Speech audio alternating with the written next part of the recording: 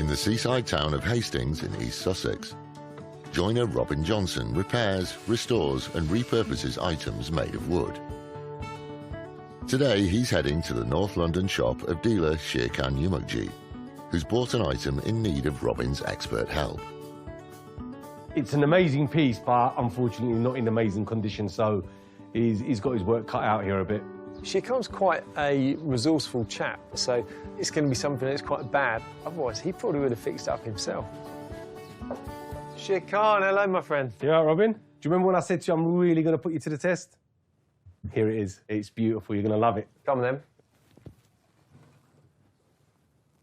What do you think of that? God, that's lovely. It is nice, isn't it? Dusty. A little bit dusty, but I want you to see through that dust, Robin. OK, so it is a clerk's desk. These were like in all the kind of like financial institutions. You had them in accountants' offices. Mid to late Victorian, I'm guessing. Clerks' desks were used daily by tens of thousands of Victorian office workers. The desks were slanted to support the arms of clerks as they wrote in large, heavy ledgers, while cubbyholes provided storage for everything from bills of sale or letters to betting slips, cheques and receipts. There is a cubby down here, but for the life of me, that's not opening. I was going to jimmy it, but I didn't want to cause any damage. Because if it was a, bank clerk or something, there could be some money in there. Finders keepers? There's no such thing as finders keepers. If there's any money or anything valuable in there, that belongs to me. Right. Apart from that, yeah, what do you reckon? What would you do? And looking at this, these holes suggest that these spindles carried on all the way down with that little gantry thing above it. These are quite simple turnings, but if I'm going to do all of these, 1, 2, 3, 4, 5, 6, 7, there's like 14 turnings 14 on this side. There's quite a lot to do, but that's probably where I'd start. I think it'd make quite a nice standing desk. Yep, they're really, really fashionable at the moment. I paid 150 quid for it. Artisan like you, your magic touch on this, you're looking 800 to 1,200 pounds. So you can take this away. I'll bring the van round. Take care. See you later.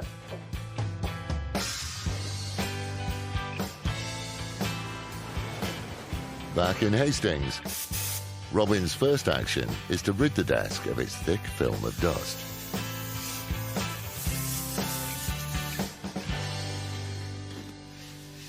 The difference it makes just cleaning it up it's like night and day. It's quite nice joinery on it. It's not in that bad condition. The next thing I want to do now it's all clean is jimmy open this top. I'm going to get a crowbar and hope there's a massive wad of cash inside.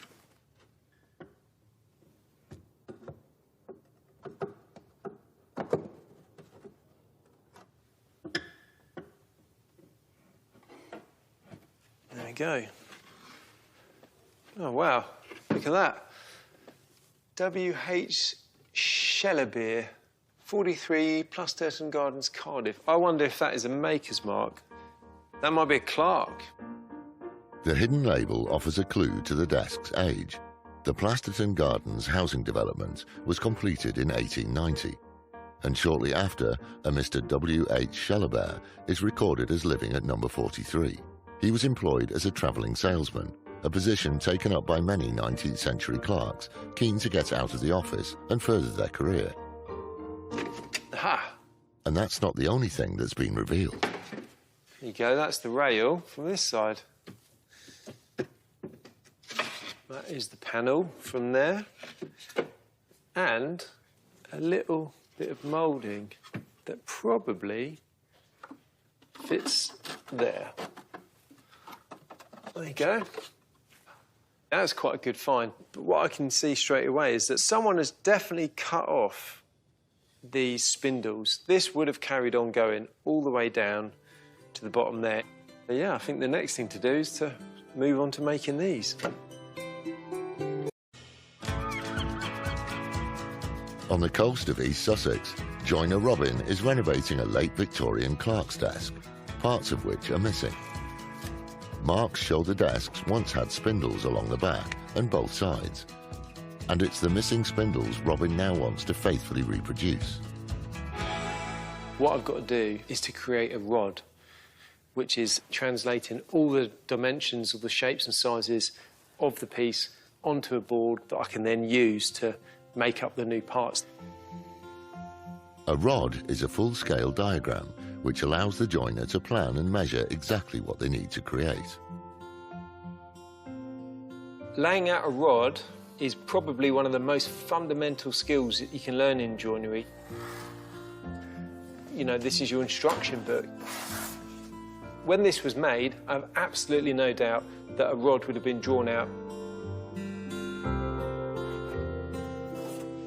Right, that is everything drawn out one-to-one scale, exactly as it is on the clerk's desk. Now I've got to just draw out everything that's not there. I can kind of start to freehand draw the curves. That is roughly what my new spindles needs to look like. And the beauty of having drawn it out in scale is if I actually stand back and look at that, that looks right to me. With a sharp chisel, Robin begins to create the first spindle on the lathe. First, he shapes it down to approximately the right width. Then he marks where to cut into it to create the curves. Now I've got some marks to work to. I can start working that, chisel in, start getting the shape.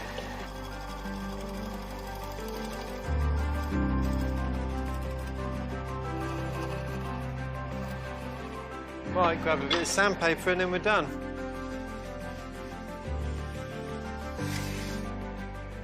Beautiful. Just going off for that up against the rod. Oh, there you go. That is one of many, however. 13 more to do. Got to pull this bit of capping off. It's in really bad condition, so I'm going to make a new piece. In East Sussex, joiner Robin is cleaning out what remains of the sawn-off spindles in the Victorian clerk's desk. It's like pulling teeth. He's used a full-scale drawing or rod to work out the size of spindles that need replacing and to make a new capping rail as the original was broken. And that capping sits on top of the top piece of the side panel. Once this is drilled out, the spindles will sit nicely coming up through there on the side of this panel with the spindles sticking up a little bit like in a really small staircase. Now I've made the new capping piece, I need to drill some holes in it at an angle, and because the angle's steeper than 45 degrees, I can't just set the bed on my pillar drill and drill them out. It's a bit more challenging than that. So I've made myself up a little drilling block, and the good thing about having a rod is that I can put it on the rod, double check, I've cut the right angle against the lines, and then use that as a guide to show exactly where the drill needs to go. The pre-drilled block gives the correct drill alignment for the sloping holes. If he's made the spindles to the right size, it should all just slot together. There you go. That fits a treat. A little repair on that bit, and that will join up on there lovely. Now I know that that works, I can take this away and use this as like a template jig for the other side. Cool.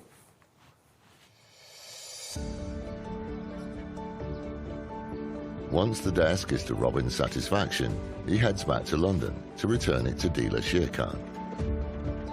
Robin's got my keys this morning. He's brought back my clerk's desk. If he's got it right, selling it ain't going to be a problem. If he's got it wrong, then it's, you know, paramount to firewood. Aye, Robin? Is this what I think it is? If you think it's a class desk, then yeah, it is exactly what I think it is. Do you want to have a look? Yeah, let's have a look. Robin, that is an absolutely amazing job. You like Seriously, it? I do. I love it. You haven't made it look new. It just looks like you've just given it a good clean. Honestly, top-notch job.